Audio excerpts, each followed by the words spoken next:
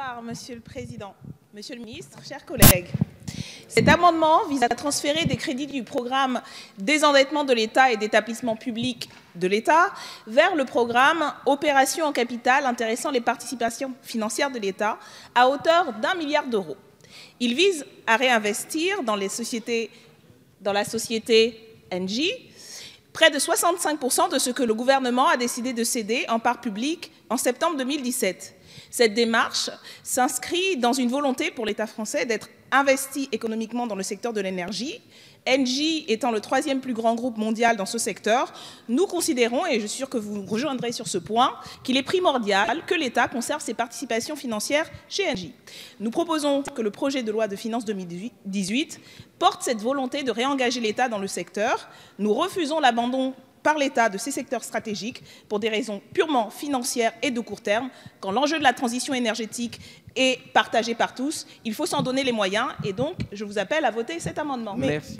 Ce rapport pourra être rédigé par un groupe de travail associant 4 représentants et représentantes de l'administration, à savoir un membre de l'Inspection générale des finances, 2 membres de l'Inspection générale des affaires sociales et un membre de l'Inspection générale de l'administration. Je précise, puisqu'il faut être précis, et que le sens de notre demande, c'est qu'il nous semble qu'il n'existe pas encore de littérature sur le sujet, puisque le gouvernement s'apprête à vendre 10 milliards de participations de l'État, et il n'a pas encore été annoncé avec précision dans quelles entreprises l'État va céder ses participations.